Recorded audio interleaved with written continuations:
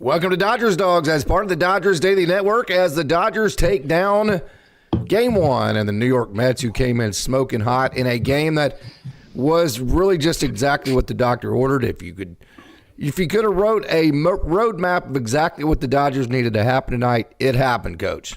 No, there's no doubt about it. First time in a long time we've had a starting pitcher go 6 innings, and Flaherty got 7. And, they did a great job with him. He got out a couple of problems, only gave up 2 hits, struck out 6, walked 2 there. And I think 98 pitches, like 59 strikes. So that's exactly like you said, Casey. It couldn't have played out any better.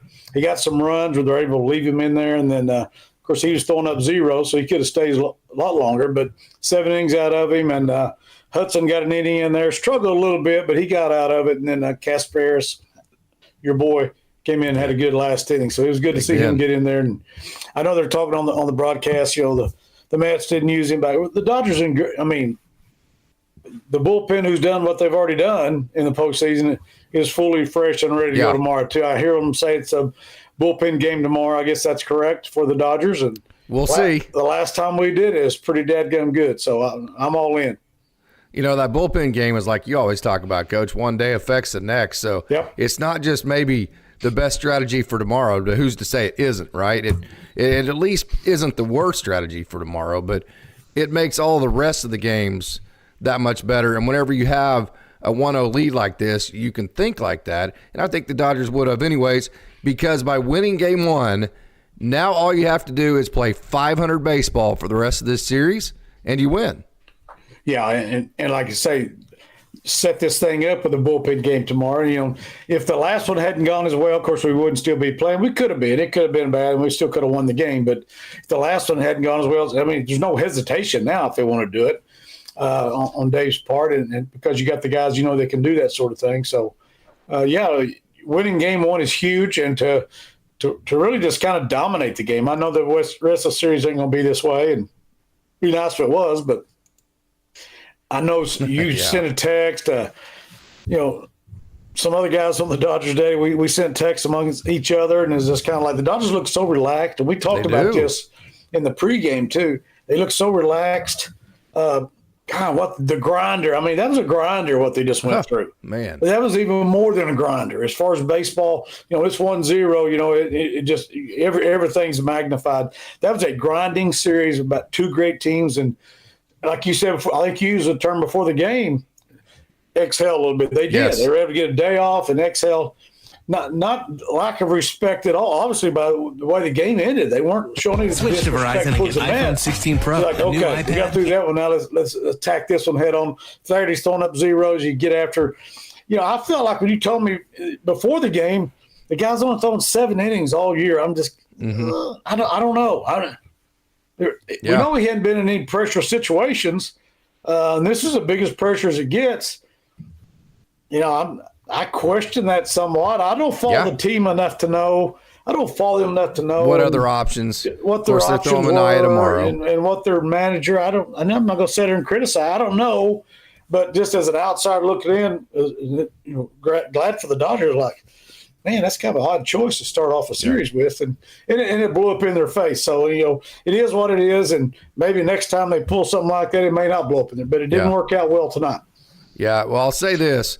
The Padres beat the Braves very easily, and they had all their pitching set up, including in Game 1, they had Michael King ready to go. So having to play that divisional series, that wild card series, did not affect the Padres whatsoever. They had King in Game 1 and Darvish in Game 7. They can't ask for more than that, right? So I really feel like tonight's game, with the Mets having to go with Kodai Senga, who, like I said, only 7.1 innings on the year, this was really the first time you felt a true advantage of not having to play in that wild card division, because the Mets having to go all 3 against the Brewers in that series, and then having a tough series against the Phillies, they were gassed. They were out of pitching, for one, and then 2, I really felt like just looking at their mannerisms and their expressions, they looked physically and emotionally completely taxed tonight. They look worn out. Yeah, and we talked about the grinder the Dodgers just went through. Yes, you said exactly right. They've gone through 2 grinders. You know, I mean, they've been plus taxed. the Braves, the last game of the regular season, and since June 1st, they've had to make up all that ground, right? Yeah. And play a doubleheader the day after the season's over, and then go into your deal. Yeah, it's been they've been taxed even more than the Dodgers. But the Dodgers' opponent was so good last week that in the first round division series that they had to expend everything just to pull that one out. And they've had to do it 2 series in a row. I'm like you, the Dodgers, probably the first time, you look at starting pitcher like, I'm pretty sure we got the edge on this baby here and going into it. And you just hope it works out that way. And Flaherty gave you a great 7 innings, and the Dodgers this guy, he looked up there. I was getting ticked off, Casey, being the old coach coming at me. This guy had thrown 1 strike. I thought, we're going to get out of a freaking inning. Oh, yeah. The bases loaded with 0 runs. Yeah. When a guy's going to throw about 3 strikes the entire inning. Yeah. That's the old Coach Holt coming at me. I was getting, but, get a base hit, knock in 2. As Muncie, I guess, got the base hit, drove in 2 runs, and he listened to me, by the way. So I shut my mouth. So I shut my mouth after that one. But I'm thinking back to mine because I don't know how many times I've gone in and dug out and thrown a bat and go, that guy threw 3 strikes entire inning, and we got 3 nothing. freaking strikes. 3 and we freaking didn't score strikes, and we didn't score a freaking run. Anyway, I said everything, and Muncie told me to shut up again, not using the F word this time. He didn't know it, but in the back, he was telling me to shut up. He didn't know it at the time, but it was like, okay, here's a 2-run single. Shut up, old man. Okay, and then Dodgers kind of took off from there. Talking about that Muncie single, this is a guy that swings and misses a lot. This is a guy that hits a lot of home runs, and he just fist one Texas leaguer, just dumps one into center field. And then the camera switches to Freddie Freeman, who just can't even walk and can't even hardly make it to home plate. His teammate Mookie Betts has to literally stop his momentum so he can actually just slow down because he's so hurt. Yep. And I'm thinking, here you got a home run here that swings and misses that just dumped a 2-out hit into center field at about 60 miles an hour. That's just so improbable. To score a guy from second base that can't walk. And I'm just literally in my mind, I'm thinking, this is just what this Dodgers team has become, right? Yeah, they become that team. Ones that we as baseball purists and coaches and managers in our own right and Dodger lovers is you admire teams when you see teams perform like that. Do. You hope it's your damn team, but you just admire teams when you see that. And Dodgers have become that team. Like I say, Case, I'll go back. I'll just continue to say that they've had to fight the entire year.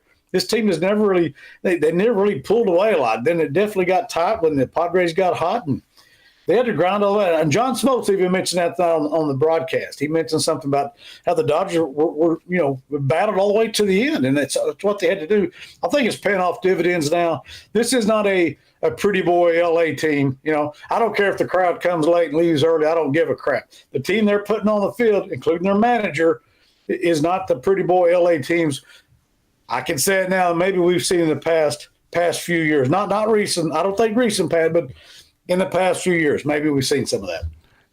It really made me feel good because they talked about some of Dave's comments, and Dave point blank admitted that he felt the outside noise of, hey, if we get bounced 3 years in a row in the divisional series against an NL West rival, he might not be the manager of the Dodgers again. And he just point blank embraced the fact that he said, I felt that. I knew that might come, but he said it did not affect my managing. Not only did not affect his managing, if he was feeling that type of outside pressure and put together the last 2 games that he put together, as a player, you're looking at how your manager performs under that type of stress and how perfectly he executed. That makes you want to follow that lead, doesn't it? Well, in case we talked in previous podcasts about that very thing. Don't think for a minute our manager's soft. I've disagreed with a lot of things he's done in past years and the way things have turned out. I'm not saying that. And we'll disagree a lot in the future. When we do, we'll say it, right? It'll continue, and we'll say it right here. But that's like we said in the pregame, that's part of your job. My job on the high school and yours too as a high school coach, you always got somebody pissed off at you, even when you're winning. So that's just the nature of the beast. But don't think for a minute that guy's soft because, like you said, he's fixing to lose one of the top 2 manager jobs in Major League Baseball. Yes. I'm just saying he could if things didn't turn out the right way this year, yet he didn't act like a you-know-what and let it affect the way he managed the team or the way he approached the game. Well, I better get my crap together then, is the way he looked at it. You're darn right. And Dave Roberts is a man. I'll just say that about him. He didn't back off. He does things wrong like everybody that's ever managed the game. You don't do it wrong because you think it's wrong. You make decisions, they blow up in your face, you look like an idiot. That's kind of the way that works. But don't think for a minute Dave Roberts is a soft man, because he's got the pressure. This team is all in from way back in preseason. We know that. Don't think that guy's got tons of pressure on him. Yeah. Case I felt pressure as a Stillwater High School coach and a Glencoe High School coach. It wasn't the LA Dodgers coach. So I got tons of respect for the guy, and win or lose. And like I said, I'll second guess if it's something I'm going to second guess. I'm not going to back off that either. But I also go to admit when I think he's doing a tremendous job. Absolutely. Yeah. Absolutely, but it won't be in a vein of, hey, this guy's an idiot or a dumbass. No. Yeah, right. One of those type deals. So that's off the table. That part's off the table. He's not soft and he's not an idiot. Yeah. Come at me with something else, okay. Yeah, absolutely. So tomorrow would put an absolute death grip on this game. I did like the fact that John Smoltz, within all the euphoria of the Dodgers just kicking the Mets' ass tonight, I did like the comment that he made that this was a much bigger game for the Dodgers than the Mets. Obviously, when you're on the road, the goal is to split one of the two games on your own on your opponent's home team, so a home field. So the Mets still have that chance tomorrow with Sean Manaea. We don't have any clue who the Dodgers are going to pitch tomorrow. They have their entire bullpen available. So tomorrow is really the game I think the Mets were banking on winning. And then also, I don't like the fact, I know there's Monday Night Football, whatever, but these are two biggest stakes, man. Play the game tomorrow night, compete with football, whatever. The TV part of it, I know that's never going to change. That's me having pie in the sky. But the day game after night game, I just can't stand that. But anyways, I think that the Mets were banking on winning tomorrow. It's a huge game, obviously. Yeah, and you got another, because you got the other series starting tomorrow night. That's why the Dodgers are going early. Oh, is that the reason? Okay, let me back up. Yeah, okay. The Guardians and the Yankees start tomorrow night. So I think I'm pretty sure it's a night game. So whatever. TV rules the world. We know that, where the big money's at, and it is what it is. You really can't change that. So, I get the feeling back when you're right, Coach. You're right, Coach. I was wrong on that. Yeah, there you go. When Tony Holt's an 8-year-old sitting in Randlett, Oklahoma, trying to act sick on the day the playoffs start for the World Series, tell Mom and Dad my throat was hurting, so I could turn our little black and white TV on and watch a freaking World Series. It always used to be during the day, and everybody was, even me as a kid, I remember me and Rex trying to figure out a way to stay home. Even if it didn't matter if it was the Dodgers, who it was, we just love baseball that much. So I get the feeling tomorrow. Now, I'm in school tomorrow, Case. Of course, I'm not coaching. I'm an AD. We don't have any games, activities after school tomorrow. I could get a little tickle in my throat about 2:30 and be back here by 3, right here at the house. So I'm not saying I wouldn't do that. And my superintendent would understand it, because he would know I would do that. So that may be the case. But I kind of almost like trying to play hooky at 8-year-old Tony Holt back in 1960. Well, it would have been 66, because the Orioles, as we know, shoved the Dodgers 4 straight, because we're fixing to break their record if we get a shutout inning tomorrow of 33 straight innings. But you hear that story tonight? The last 2 games were 1-0. Yeah. That's the old days. Jim Palmer was a pup, and Koufax was way out in Drysdale, and those were probably about an hour and 10-minute games. I don't remember those games. Dad and Mom probably made me go to school at that time. I was in the 2nd grade, so I probably was at school and didn't get a chance. Probably a good thing I didn't watch them. They got their butt, lost 4 straight. Again, the last 2 were 1-0. That's the old school baseball. Jack Flaherty was simply fantastic. The formula, we mentioned in the pregame, what he does well actually fits well against what the Mets do. The Mets had the most amount of hits of any team left in the playoffs. They had the highest batting average. They also had the 2nd most walks, but then they also had the 2nd most strikeouts.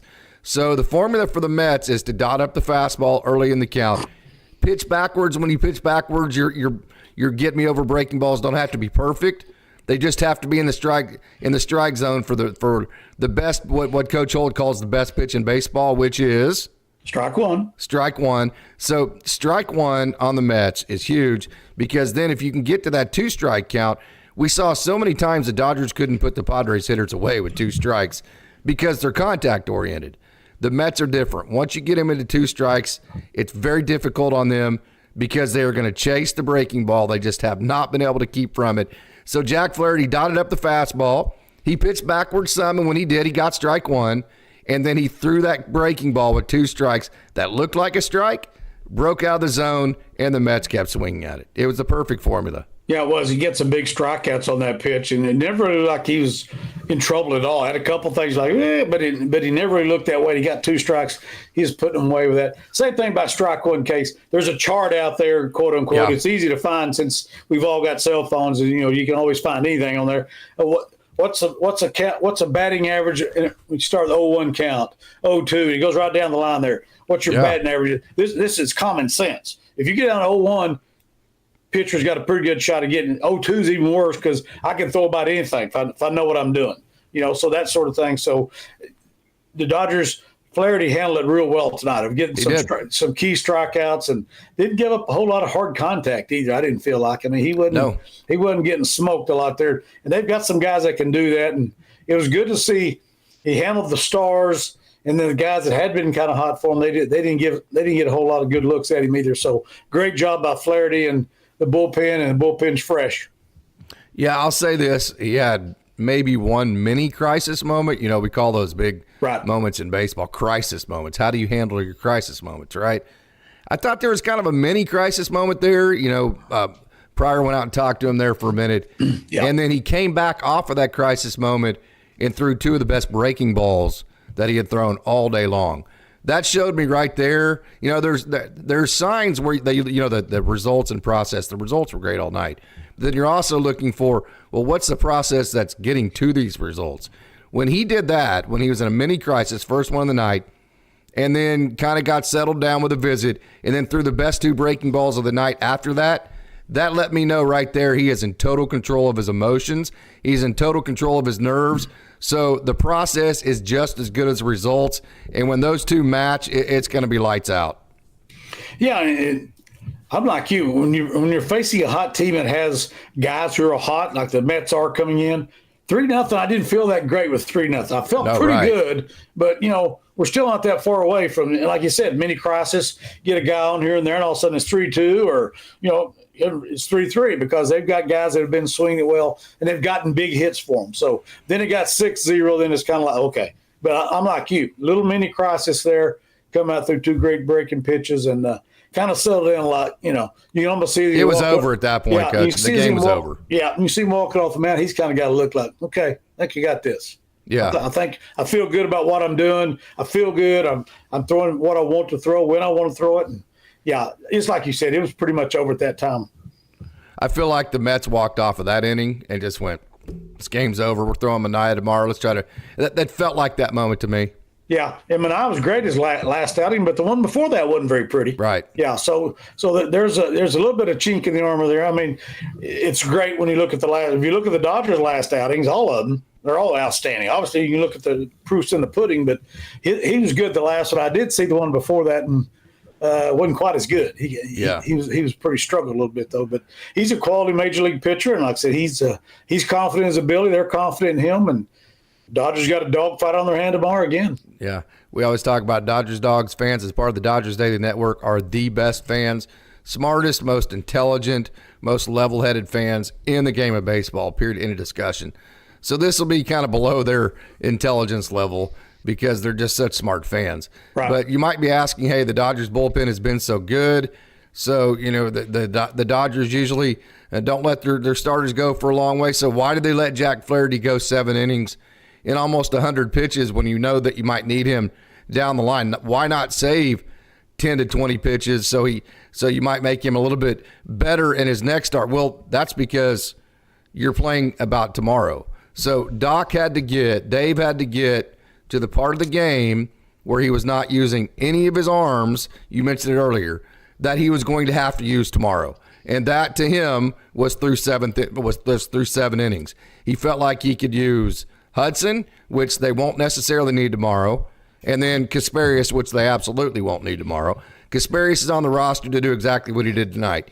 Eat up the innings that aren't 18 innings, right? I think Daniel Hudson is that quad A guy. He could some nights could be 18 if he had to be. But anyways, he felt like the 7 innings were what he needed to do to stay away from his 18 bullpen. It'll work great. You left Flaherty in for a while to set up the bullpen, but also, okay, this is a 7-game series. Yes. Intentionally. You've got to win 4, not 3. or even 2 before that. You got to win 4 ball games. We won 1. You've still got to win 4. So also the idea that Flaherty may have to come back and pitch again. So, you get him as extended. It was great they're able to extend him. Yet if he has to come back later in the series, he'll get his full rest if he has to come back later on in game 6 or 7 if we go that far. How about the bottom of your lineup? Tommy Edman in consecutive at-bats. He got the sacrifice bunt, and then he got the opposite field hit. Gavin Lux bunted. Kike Hernandez got the hit. Gavin Lux bunted him over. And then Shohei Ohtani drove him in. So in back, we always talk about with this Dodgers offense, the top lineup, the dudes have to show up. In the middle lineup, 1 out of your 3 guys need to do something that impacts the game. Max Muncy did that, right? Yep. And then the bottom of your lineup has to execute. Well, both Gavin Lux and Tommy Edman got a bunt down. Tommy Edman had an opposite field 2 RBI base hit. They turned the lineup over to Ohtani. That was fantastic. I was amazed. I should read stats. If I was like you, I'd probably keep up with these stats. Ohtani was 0 for 15 with nobody on base. It's off the charts. First of all, the runners in scoring position. Yes. And with the runners on base, he's off the charts, his batting average. So, that's amazing to me because, with nobody on base, he's 0 for, but he got key hits. And the key is that bottom of that lineup. We've been talking about this all year. How this lineup can be devastating at times if you got somebody contribute, but you got guys who can. The bottom 3, the middle 3. Now that you have Edman. Yeah, and then the big 3 up top. No, there's no doubt about it because he can do a lot of things. He can bunt, he can hit, he can move runners around, he can handle the bat well and do things and everything you need out of a guy down there.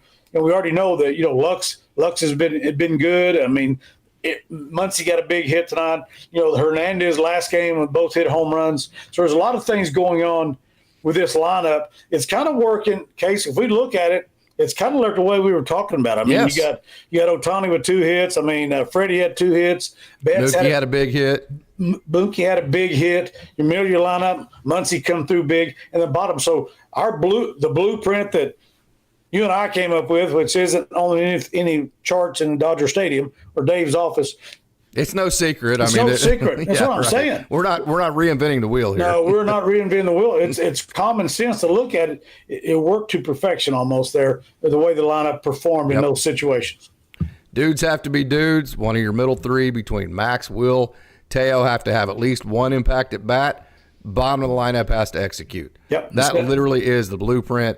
Yep. When the Dodgers, I'll say this, when that happens, unless the Dodgers just implode with the pitching, they're not losing.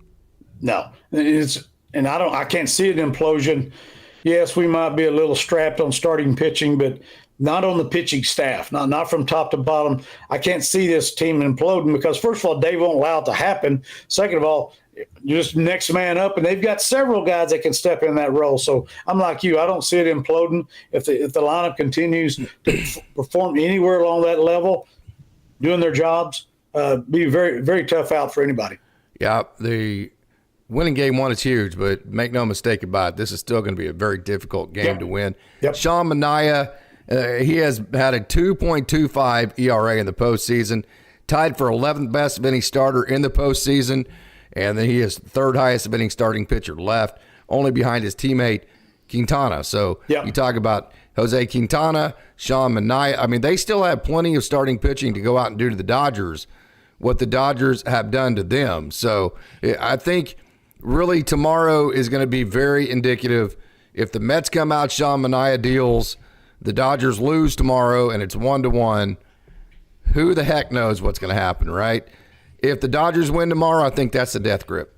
Yeah, I agree because you're going back to New York for 3, and everybody knows if that's the case, the Dodgers go up 2-0. Worst case, you're coming back to L.A. for the last 2. So I'm like you. Even that'd be worst case if the Mets happen to win all 3 at home. But the Dodgers have been able, again, answer the bell all year when their backs have been against the wall. Even the backs have been shoved against the wall, glued to the wall, however you want to call it. They're not just backs against the wall. They've been pressed against the wall on several occasions and have come back and were able to overcome it and go back to what Kiki said after the game the other night. No doubt. They don't worry about anybody else. We don't care, basically. Yeah.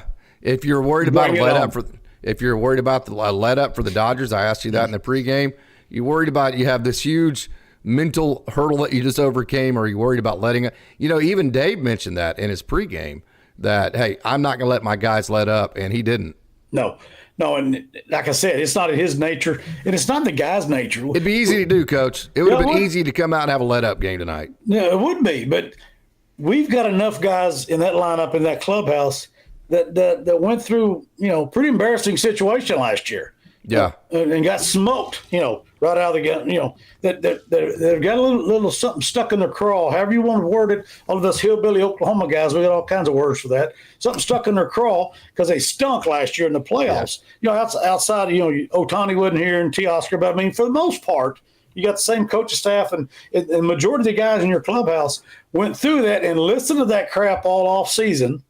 In the spring training, and basically listen to it all year. Well, the Dodgers will do this and that. They'll get how many times you seen it? Yeah, Dodgers, they're going to get. Well, Coach, I couldn't quit talking about the playoffs starting in May. I just was worried about it the whole year. No, I'm saying, but I've seen people that hate the Dodgers go, they'll do great. They don't get beat first round playoffs. That's what I'm saying. Those guys, they've had a chip on their dadgum shoulder all year. That's a whole different deal. You got great players, first of all, and they've got a little chip on our shoulder. Like, yeah, we stunk last year. It's pretty embarrassing. I don't want that to happen again. That goes back to Kike's statement, in my opinion. Mm-hmm. Austin's going to run point on – I do not think we'll have a pregame tomorrow because you and I will both be working, but Austin's going to run point on the postgame. Coach, if you want to be a part of that, I'll get you hooked up with him. That'd be a lot of fun for you to get to talk to him. But I will be with my beautiful bride of 25 years. Monday night is our date night, and so – not even Dodgers baseball comes in the way of that. So can't do it. Nope, that's absolutely not going to happen. So there you go right there. Okay, so Daniel Berry Sports Highlight, thank you so much for joining the baseball channel. All of these wonderful Dodgers Dogs fans were here in the pregame, and they are here with our postgame. Ela Shiva, no doubt the Dodgers absolutely are rocking. No doubt IMAX plays. Let's go Dodgers. Ryan R. Honestly, I'm more worried about the Padres and the Phillies. Mets cannot rely on luck every time. And when he's saying luck, what he's saying is the Mets. See, what the Mets have done is they've scored late. Yeah. So how do you combat that? Well, you score 8 runs before it gets to the 8th inning. Yeah. So now, even if you do score, you notice they put a rally there in what was the 8th inning, like they normally do. Yeah. But it was very anticlimactic because the Dodgers already put the game away, right? Yeah. And the Dodgers had all their bullets in a gun waiting on them, too. Yeah. I don't know. I didn't follow the series they played against. I don't even care. Not closely, the scores, yeah. Yeah, the scores, but I mean, I didn't get into it like I do the Dodgers. Who their opposing team was bringing in, what their bullpen looked like. I don't even care. I'm just saying I know what the Dodgers bring to the table, and I know the Mets are playing great. They've done everything they do to put themselves. It's no fluke. There's no flukes in this business when you get to this point. There's no fluke. There's no big time college football upsets you see sometimes, or even in basketball. There's no flukes in this deal. You have to play your way to where you get and earn everything. The Mets have done that, and the Dodgers have too. Ryan nailed that in the pregame, that if the Mets wait till the 8th inning to try to beat the Dodgers, that's their plan to beat the Dodgers. That's not going to work. A, because the Dodgers, like they did tonight, likely will have already outscored you to the point where you can't come back. Or B, even if they haven't, you're going to be facing Trinan, Kopech, Phillips, whoever. Yeah. So the Mets, if they're going to win this series, they're going to have to flip that script and start scoring some runs early in the game, something that they have not done. Mr. Classic, thank you so much for joining. Agree. What a game that was. Senga definitely was a bad decision. I can't say that myself. It looks like that from results. The reason why I say that, Mr. Classic, I'm not necessarily disagreeing with you. All I'm saying is I don't know enough about what else the Mets had available tonight versus what they feel like they have to have for the rest of the series to be able to say, we'll just take this hickey, we'll take this loss, we'll get the hell out of here, we'll show up tomorrow and try to split in Los Angeles. Yeah, Does that make any sense what I just said? Yeah, it does, but I'm like you. When you told me before the game, the guy's only thrown 7 innings all year. I'm like, again, it's easy to say now because he didn't have it, and the Dodgers beat him, and it's easy to look back on it now. But even then, you're going. Everybody said in the pregame too, Coach. This is not second guessing. That's what I'm saying. This is pretty curious. And do you really just want? I know it's a 7-game series. You got to win 4, but I still really don't want to give one away if I don't have to. So it's kind of like what we said. I can't remember the last time I've seen in the playoffs a team do a bullpen game. The Dodgers did it last week and come out smelling like a rose, and they're going to do it again. But it's because, as we said last week before the game, it's not a great decision, but it's the right decision. Yeah.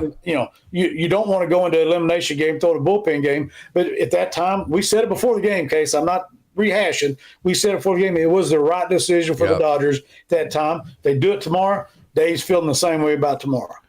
They've earned my trust. Who in the hell am I to say if whatever decision they make isn't the right decision, Okay, and also another thing, it was really nice to see the Dodgers put Kevin Kiermaier. We mentioned this in the pregame, and, man, he just makes his impact almost immediately and goes, that catch the other night you talked about Chris Taylor where he didn't go up against the center field wall. It would have been a difficult catch, but we both thought Kevin Kiermaier would have caught that ball. Now, tonight's ball is a little bit different, but he goes back up against the wall.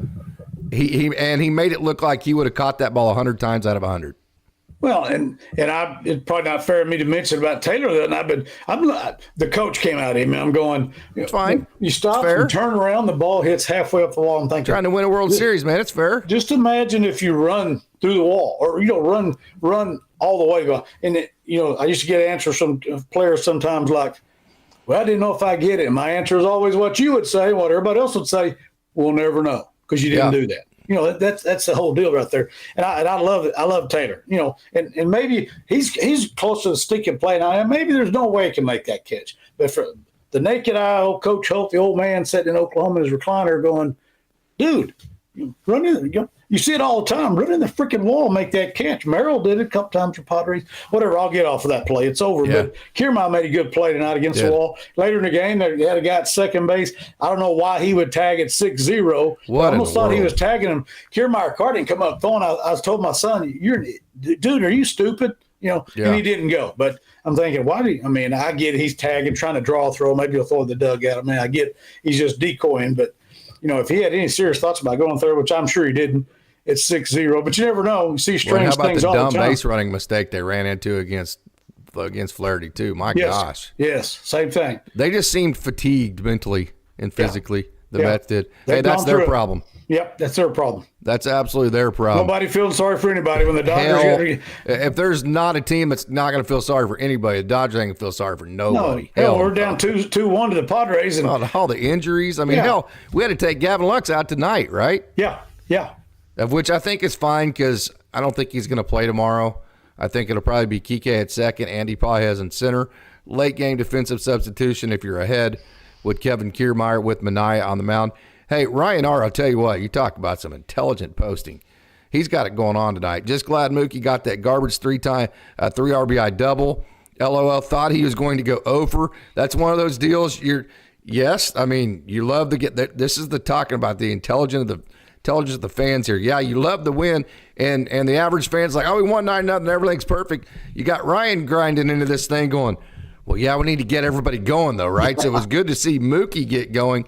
And then also the biggest part of that, beyond letting Mookie feel good about himself, right, is the fact that you wanted to bring in Ben Kasparius, another arm that you're not going to need, not an A-team arm. And that 6-9 made it a lot more comfortable for Ben Kasparius, right? And it's obvious they threw around Otani. They weren't going to give him anything to hit. They might as well just intentionally walked him. That's what it was. They threw it to him earlier. Can you believe that? Yeah, and then they threw him totally out of the zone. There's no way he could swing at it. Then me and my son were talking then. I'm going, I need Mookie to hit a granny right here, kind of make it hurt. And he didn't, but he got a 3-run double. I'll take that instead. Boy, doesn't Ben Kasparius take the mound with confidence? Yes, he does. Golly, it's impressive. And that little slider, the way he pitched backwards, it was very low leverage. I mean, it was like a Tuesday night in Double-A Tulsa. I mean, by that time, the fans had left. They were trying to beat the traffic. But still, man, I mean, you got Tom Verducci in the dugouts. You've got Fox there. I mean, it's still a big deal. But I was very impressed with his composure. If this thing goes 7, you don't know what his role may be. Sure. At least you got him on the mound in the championship series, on the big stage on Sunday night in the first game of the championship series. You got him on the mound, even if it's just for 1 inning. He got on the mound because we don't know what the future holds. All we know is you got to win 4. You got 7 games to do it. 33 consecutive scoreless innings. Wow. Hey, good evening, Craig. Thank you so much for joining. Mr. Classic, Sean Manaea is pretty good, but still have my bets on Ohtani. We're going to go here until we run out of comments. We've had a wonderful, wonderful crowd so far in the pregame. I want to thank you guys so much for these pregames and postgames. They're so much fun for us to do. Coach and I love talking to each other. We love talking Dodgers baseball. It's even better when we have these massive crowds. It just makes it feel like what we're doing is working, and for that, we can't thank you enough. No, these people, like I said, Case, the comments you see, hey, when it doesn't go well, they're pissed. We're pissed. Everybody's pissed. Dave's pissed. The players, everybody's pissed off. They don't hold back on that, but it's not off the charts stupidity. You know, they're second guessing, they're questioning, they're ticked off about something, but it's in an intelligent way and how they're questioning things. And that's what I love about the Dodger fans. They're very, very knowledgeable about the game. Hey, I say stupid stuff sometimes I wish I'd never said, and sometimes have to take it back, but we're all that way. But for the most part, we all kind of see what we're dealing with, and we know we got a great team capable of winning it all, and we want it bad. We want it bad ourselves, and we're pushing.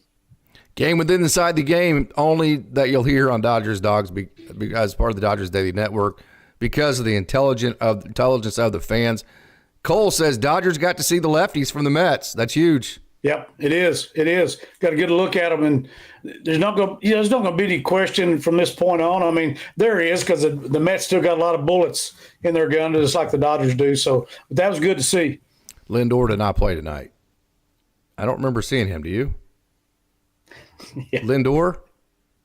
Do you remember seeing him? Yes. Oh, he did? Okay, yeah. Yeah. Okay. Oh, he played. All right, here we go. He scares me. He didn't get a hit, did he? No, he scares me every time he comes up. No I know doubt, he's only hitting no doubt. 330 in the playoffs, but he scares me. Okay, very good. All right, so here we go. All right, so the bullpen game tomorrow.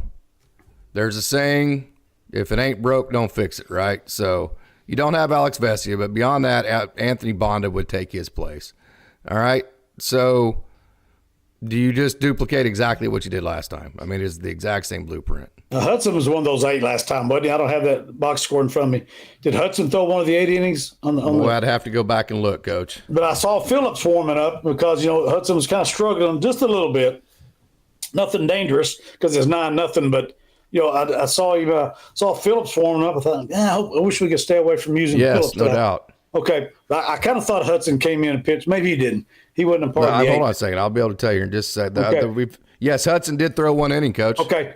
So right in front of Trinan. Yeah, so that I was wondering now when he came in, and I thought Phillips warming up. I thought, well, there's 2 of our guys. I thought it was 2. I didn't have the stuff in front of me, but I thought Hudson threw one. And you always go that situation. You'll have a guy, and we had it in that game, that'll come out and have a 9 or 10 pitch inning. He can get 2 innings out of the deal, maybe. At least start in the second inning. I know that happened there too. So the Dodgers can still make that work. You got Knack out there. Landon can come in if you need to. It's just going to kind of depend on how the flow of the game's going. But they got enough people to do that. And it was, like I said, I was hoping they didn't have to use Phillips tonight, and I didn't think they would. But if they start kind of chipping away right there in the 8th, I'm sure we would have seen him in there. So thank God we didn't have to do that. And then Hudson got out of it. We have a comment from Jay. Hey, just got to the live cast late, but he wants us to talk about the bunts. First of all, he's talking about Gavin Lux, who will be fine. He probably won't play tomorrow, just had a flare-up. Yep. And precautionary, knowing you have the lead, and he's probably not playing tomorrow. Why not just give him the most amount of time to recover? The Dodgers can't play around with injuries. It seems like every time an injury happens, it's like the worst possible news they could possibly get, right? Yeah. So I think that's precautionary with Lux. But I'll say this. One of the very just kind of games with inside the games part of it that I thought was very fun for me to watch was that when Tommy Edman was left-handed, Dave had him bunt. Yep. When he was right-handed, he let him hit.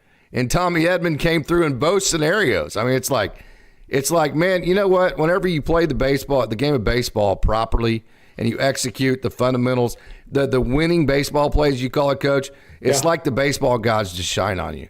I just started to use the word the baseball gods. Sometimes they smile on you. I don't know how many times we've all said that in the dugout. There's something that you think's going to hell, and it turns out to not be going to hell. It looks like you're a genius, and you just say, hey, the baseball gods were smiling on us today. That's everybody feels that way in the game of baseball because there is so much failure and there is so many things that you think you have control of that you really don't have control of it when it comes right down to it. So that is very true. And it's great. I love to see the bunny game. Of course, in the high school, and especially in 6A high school baseball in Oklahoma, the teams are so close. They're so good, and so closely. You have to bunt every chance you get to move runners. You have to be able to bunt them over. I worked with a great coach last year, Marty Lees, who's outstanding at that stuff. He's a Division I coach. Guy could probably coach in the big leagues. He's great at the fundamentals of teaching bunting to our kids, and that's what that's what we did. That's where the winning baseball plays, all that stuff Coach Lees did, but. He's done on Division I level on national championship teams, and he can do it in the big leagues too. But I love it. Matter of fact, I texted him last year. We had 2 in the same inning. I couldn't believe it. But the Dodgers are doing more of that. They got the right guys that can lay it down. That's going to win games for you. I mean, it just does. It's a winning baseball play, and I like to see it. You don't see it much in the regular season. Everybody's kind of dropping into whatever the heck you want to call it. I'm old. I don't. How I am on that stuff. But when it comes out, like I said last year, I texted Coach Lees. I go, hey, they're trying to win the game. Yeah, the Diamondbacks and the Phillies have both bunted in the same inning. They probably hadn't bunted all year. I don't know. I don't follow them, but now they're trying to win a tie game. So that's a great play. And the Dodgers have guys, and Dave's been willing to do that in both of these series, and that's not the last time we'll see a bunt. It's a great play in baseball. It's a dying art. It's a dynamic play. Yeah, it's a dynamic play. Meaning you're scoring in different ways. Yeah, and so much you put pressure on the defense. Yes, you do. Even a high school case, you'd probably like me. We worked on bunt coverage every day. Coach, and then here, whenever a guy bunts and he comes in the dugout, what literally does your entire dugout do for that guy? Everybody, it's almost like you hit a double or home run. Yeah, everybody's high-fiving, so everybody's like in a contagious mood at that moment, right? You did your job. It's kind of like hitting behind the runner. We talked about before the podcast. Hey, you don't have to get a base hit to do your job all the time. Do your stinking job, hit behind a runner. Hey, hit a deep fly ball to right field and move guy from second to third. It's not a sacrifice fly. It counts against you, but it's a big play. You're moving a runner. And it's even more impressive because it does count against you. Hit a ground ball, hit something on the right side. If you can't, give me a deep fly ball to the right side so we can at least advance to third. That's a winning play. You're 0 for 1, but who gives a crap? You just moved a runner. You absolutely did. I need to get out of my Padres mode because I have a massive amount of respect for Francisco Lindor. The dude is just absolutely a stud, and he is a great ambassador for the game of baseball. Yes. He plays the game right, so I shouldn't have gigged him like that. But so I apologize for that. I do get ornery sometimes whenever my Dodgers do well. I'm going to stop doing that because I have a total amount of respect for the way that the Mets play baseball because they are absolutely first class and they're a great team. So I wanted to go back and apologize for that, Coach. I got you. I love it. Alonzo, those cats. Yeah. We're baseball purist case. I know most of our Dodger Dog fans are too. We know who we love. Number one, our Dodgers, but we're baseball purists. I love watching a team that's performing like the Mets. And again, like I said pregame, I hope they lose, but I love what they're doing as a team. Absolutely. Boy, Freddie Freeman, isn't he a warrior? I mean, just everything he's going through. I mean, if I could have had more respect for him coming into this season, I didn't think I could. But, man, just watch. It's inspirational to watch that guy play. Yeah, and it goes back to what we said earlier. He's just a perfect example of what we've been talking about.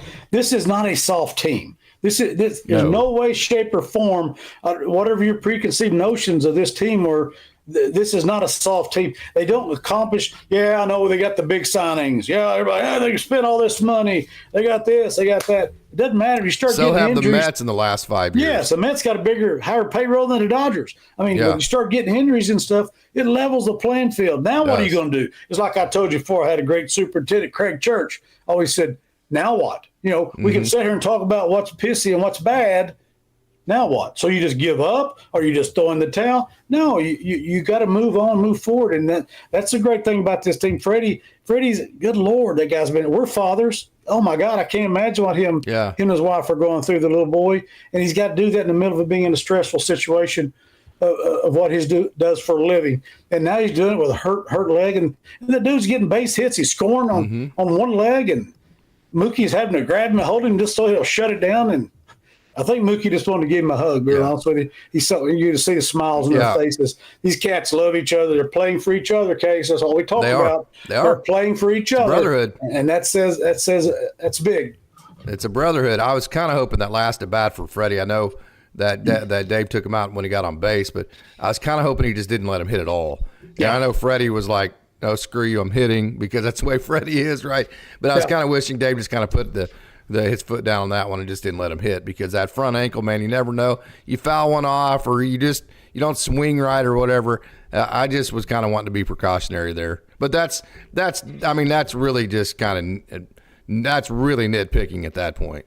Yeah, but you're a guy who loves the Dodgers. You love Freddie, and just we saw it the other night in the last game. Yeah, he tweaks his ankle, just going back to first base. Then he gets a base hit, rounding first. Kind of had hit the brakes, and you see grimacing. This cat, I mean, you just hope and praying that that's such a hard thing to do. It's worse playing basketball with a sprained ankle, but it's just as bad at playing baseball because there's so much starting, stopping, and running the bases, playing first base, swinging the bat. There's so much involved there. It's just amazing what he's been able to do up to this point when he's not fully healthy.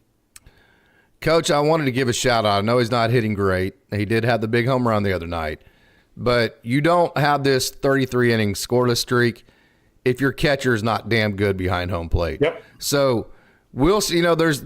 This is kind of old school, but it's kind of, again, this is another example of how there really is no old school, Coach.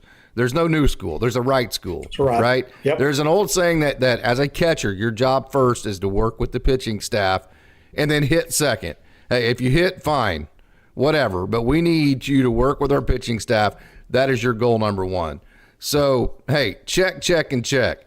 I know Will wants to get more base hits. I know that he's probably frustrated offensively, but I'll tell you what, if he continues to put the right fingers down, frame pitches, block pitches, and be the defensive catcher working with the staff he has, keep in mind, it's not like Will Smith is working with 4 starters and 2 relievers every night. Yeah. I mean, hell, he's also working with 9 different pitchers and all the different bullpen guys, no starter, and he's also the one making it look seamless. So in a lot of ways, Will Smith has been a much bigger MVP to this playoff, because it doesn't seem like that because he's not hitting, but he's been a bigger MVP than a lot of us think he actually has been. Well, look, the Mets catcher, he struggled early in the game with their guy who was wild, was spiking everything, throwing things that you mentioned on the broadcast. Of course, he's down the one knee like we're all doing now, and he's having trouble blocking it. But, yeah, you're right with Will. I mean, that's something that's taken for granted. It shouldn't be. It's like a good first baseman. I mean, I've told first basemen, I've told catchers, probably the same thing you have. I said, your job, like catchers, blocking the ball, if you can throw out runners, that's great. Handling the pitching staff, as you just mentioned, catching the ball, blocking the ball, doing that sort of stuff. I said, I'd put a chimpanzee back there to put his glove right here and catch it. It's not true, but I always use that statement. Same way at first base. Hey, if everything's perfect, I can put a chimpanzee over to catch the throw. You make your money by digging stuff out of the dirt and catch. It's like a wide receiver in football.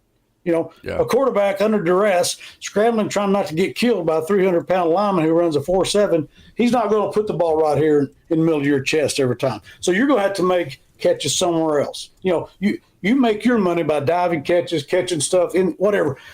Anybody can catch the easy catch. It's the same way with him. You get out there with a pitcher who's all over, is nailing it all the time. You just sit back there, as we used to say, get in a rocking chair. That's Smalley's term. Sit back there in a rocking chair and receive. Okay, that's great. But a guy's a little bit all over the place. You got to adjust. You got to make adjustments. And like you said, Case, I'm dealing with 9 different pitchers in 9 innings. So anybody that knows the game, that catcher is not being. He cannot be taken. Mad respect for Will, what he's doing behind the plate. He's calling the pitches. I don't know who's calling. And by the way, he's having to play every game. Yeah, every stinking game. Yeah. He's every game now from here on. Unless something else happens, but he's not coming out, and that's kind of the way it is. I asked you that question, I think, like about a week ago in the regular season. Okay, man. I mean, Austin Barnes is hitting a little bit, but is Will Smith going to play every game? And you're like, I think so, man. And sure as hell, he's playing every game, right? I mean, well, you have to. I mean, at this point, it'd been nice tonight if they could have maybe got Austin in there and spelled him out a couple innings because you got a day game tomorrow. The day game tomorrow will be interesting. Yeah. Yeah, that will be interesting coming off a night game. And, it would have been nice if you could have got him in. I don't know the situation. Maybe Austin's banged up a little bit. Maybe, I don't know. I'm not in the meetings. I'm not in the inside of the team that knows all that. I'm just a guy talking in Oklahoma as a baseball coach and kind of give him opinions about stuff. So I don't know that. It'd been nice to get him out and get a couple of, but also, I've coached playoff baseball too on a smaller level, obviously a way smaller level than this. but it's hard to back off. I've been ahead 8-0. I'm gonna probably refrain from maybe stealing bases, or bunting, but I'm not pulling back because it's too dang quick to give up a 4 spot. Next thing you know, you're right in the middle of it. So it's hard to back off that. And when you're in this situation, I could kind of see it. Freddie had to come out because he's injured. He probably went straight to the training room and started his treatments. You got to get him ready for tomorrow. But I can kind of see both ways. I'd love to have got Barnes in there for maybe the last 3 innings to catch, just to give Will a break. But then what do you do? It's a playoffs. If something goes back and blows up in your face, it's not good. And there's no reentry in the major leagues. Nope, no reentry. In high school, you can do it. Yeah. Hey, Ryan makes a great point, Coach. He says he thinks with all the injuries to the pitching, it feels like it's galvanized them. It's made them feel like, well, boys, we all have to do our part. I mean, there's no margin for error. You have to do your job. You have to do your job. I have to do my job, and we don't have any other choice. It brings me back to a quote we say in baseball all the time. Necessity is the mother of all invention. When you know you have to do something, you invent a way to figure out how to do it, right? It feels like that's what the Dodgers have done. Yeah, I go back to something I mentioned a while ago. Now what? I mean, okay, this has happened. Like I said, there's no doubt that's a great comment. Very astute. Oh, my comment, gosh, yes. Observation.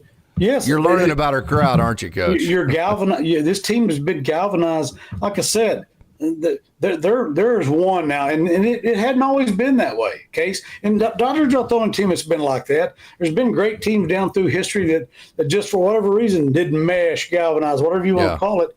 This team has been through it. There's nothing that you can't, think about it. They've been through it. Injuries, here and there. I mean, things have happened, and don't think for a minute they're not hurting over Freddie's situation when it happened. Don't think the whole game of baseball was hurting for Freddie at that time. Or they haven't heard the noise about Dave, their manager. They've heard that noise. They've heard my manager's going to get fired. Freddie's going through it, man. I love that dude. Love his family. They're all tight. So those guys went through it with him, and they're still going through it with him. So, they're galvanized in so many different ways that we don't even see on a daily basis. The guys live, eat together, hang out together every stinking day. Yeah, but that doesn't always guarantee it, though. We've seen teams there are no that guarantees. Care less, that never have any success because they're not playing for each other, they're playing for themselves. There are no guarantees, but and baseball is the most unpredictable sport in the world, especially short series like you have in the playoffs. But the one way to take the unpredictability out of it is to not let the other team score. Yep. That sounds pretty simple, but about 33 straight innings of zeros. Yeah. Hell, I can manage. I can manage pretty good if I get that. I don't think I've ever had a team do that, even close to it. But no, that's the thing about it. That's not by accident. That's a guy making the right decisions of who's coming in, when, who's starting, who's doing. So there's somebody making those decisions. His name's Dave Roberts. So it's no secret how that's done. It's just amazing. Well, it's 1966 last time I was done. I think the Braves had 32, wasn't it? 1994 somewhere. I think the Braves had Smoltz 32 innings. Smoltz, what a staff that was. We could talk forever about that staff, but it's been since 1966 since we're seeing what we're seeing here. And if the Dodgers throw a shutout inning tomorrow, first inning, then you got a new leader in the clubhouse. As far as scoreless inning, that's all well and good, and that's great. Hershiser did it. The scoreless inning streak back in the 88 season and all that sort of thing, set records and all that stuff. But that's all well and good. But your goal's still out there in front of you, and that's what the Dodgers are playing for. Mm-hmm. Coach, I like our chances. This is from Ryan. Tomorrow against Manaea. Just looked up career-wise Ohtani against Manaea, 2 for 7. Mookie is 10 for 32. Freddie is 5 for 17. So your dudes have had good success against Manaea. Got to like that. No, and that's what you look for. It'd be nice to look up what T. Oscar's done against him in his career. And Muncy and some of those guys too, as you start looking down through there. But yeah, like I said, I know he's a quality major league pitcher, but I know he had a good game in the last one. The one before that wasn't quite as good. So again, here we are again with the Dodgers lineup and the people they have and what they've already proven up to this point. Regardless of how this thing ends at the end. They don't have to prove to anybody that they're resilient, talented, tough, everything you want to use to get the job done to win it all. If you're the manager tomorrow, do you think at all about catching Austin Barnes because of the day game aspect? knowing you could bring Will Smith in later. I mean, if you had to. Regular season, it'd be a no-brainer. Tomorrow, it'd be a little tougher. It'd be a little tougher because you do have a day off after that. You got a day off before you go. Once you get in the regular season, you get some days off in, or not very often, but you do have a day off after that for a travel day before you play again. Yeah, it's probably been discussed. I would think. I don't think they will, but it's definitely something that I think it's crossing their mind. It's at least in the conversation. But hey, I'll go back to the same thing. The playoffs, I say no. But yeah, I agree with you. The last comment we're going to have here, last conversation we're going to have is we're going to go back to it. We've said it many different times. Jack Flaherty shoved tonight for 7 innings. Michael Kopech finished the 8th inning the other night with 102. Tommy Edman gets down a bunt tonight. Hits an opposite field 2 RBI base hit. I'm missing somebody. Kevin Kiermaier comes in as a defensive late substitution. Goes back up and catches the ball up against the wall. Yoshinobu Yamamoto shoved for 5 innings the other day. And so, boy, you talk about Andrew Freeman doing his job. Holy smokes, right? Yeah, I mean, there's no doubt. You said it best a couple of months ago. Probably the Dodgers won the preseason, they won the trading deadline, and now they just got to win the World Series. But you think this front office hadn't done their job? And the big splash, like you said, the big splash is Yamamoto. Well, it's Ohtani is a splash heard all over the world. Oh yeah, Ohtani, duh. Yeah, and Yamamoto is a big one too. But the Dodgers are going to win by these other moves. Thank God we got Flaherty and Kopech and these guys in Edmond at the trade deadline. No kidding. You said that yourself. I mean, look at the dudes we picked up at the trade deadline. And there were some others out there they were trying to get, didn't work out. But and Coach, it's not that just they're great players. They are. But, sure. I mean, Tommy Edman was a league average offense, whatever, okay? It's the fit. Like, they knew the kind of player they needed, the type of player they needed. So they went and got the great player like Ohtani, Yamamoto, Glasnow, yes. But then they also got players that fit. Yeah.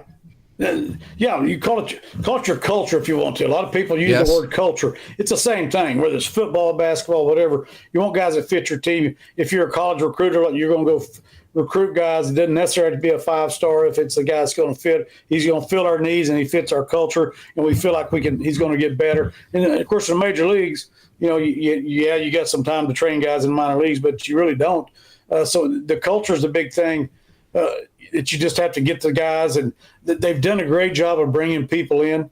I mean, I just think about the other day. Think about if we hadn't made those moves. Glasnow was a great move. I know he got hurt and he's had a history. Whatever. We'll be talking about next year. He was the right move. He was the right move, and he was good. He was good for us. So there's a lot to be said. Maybe we wouldn't be where we are if it didn't have him. I don't know. I mean, there's a lot to be said about that.